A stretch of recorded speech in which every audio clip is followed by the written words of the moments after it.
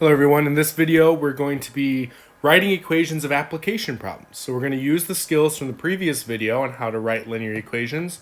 We're going to apply that in order to model and interpret different scenarios. So this first example, we've got a situation. In addition to his weekly salary, Ethan is paid $16 per delivery.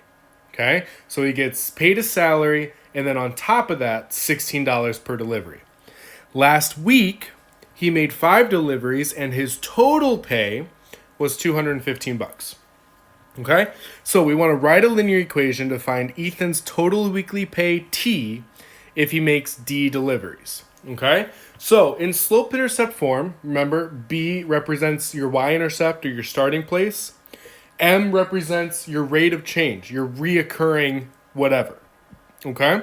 So if we're trying to write a linear equation in y equals mx plus b.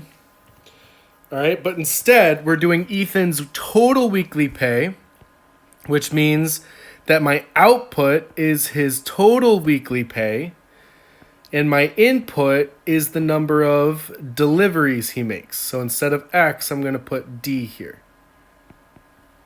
Okay, so I'm just replacing y with t and x with d so that my variables model this situation a little bit better.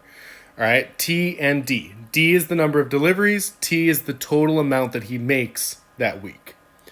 All right, now we've got these numbers in the word problem. Ethan is paid $16 per delivery. Well, that is my reoccurring rate of change. All right, so this right here represents the slope. M equals 16. Okay? If he makes more deliveries, the amount of money that he earns is also going to go up. Okay? It's going to go up $16 per delivery. And then we're also given this specific situation where he made 5 deliveries and his total pay was $215. This right here represents a point.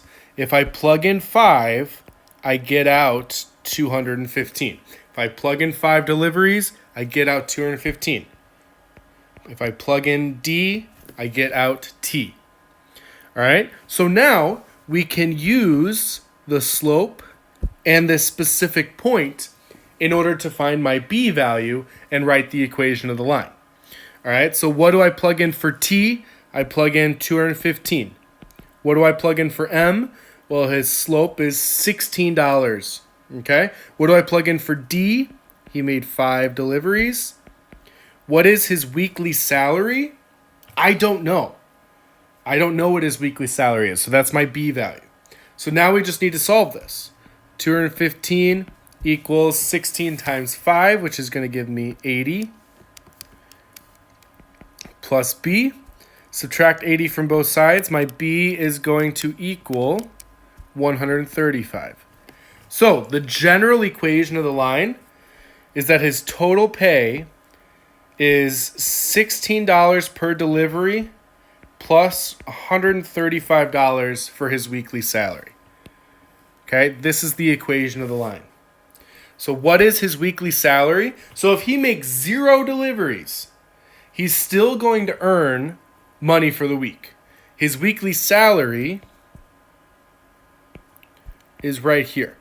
Okay, so his weekly salary is $135. Okay, use your equation to predict how much money Ethan will earn in a week if he makes 8 deliveries. So here, if he makes 8 deliveries, D equals 8. So if I'm trying to find the total pay, all I need to do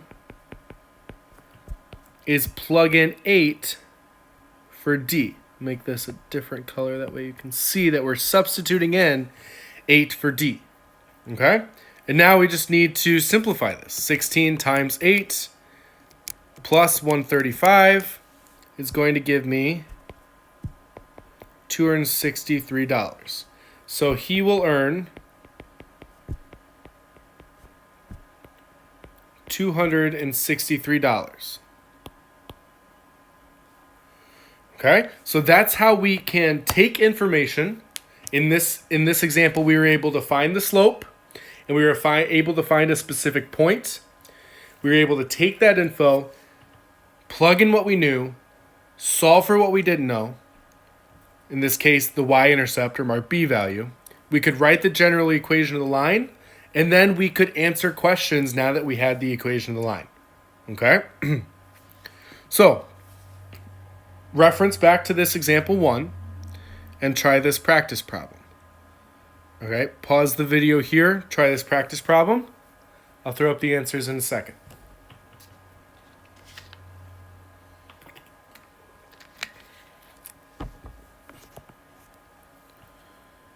All right, let me get the answers up for you. Oops.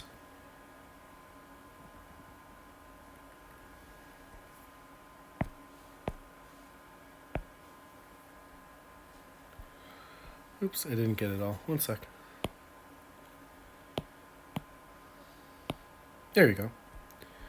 All right, so in this cab company, you've got the slope, you've got a specific point. Therefore, you can write the equation of the line by finding the b value, interpret what it means, and then use that equation. Okay?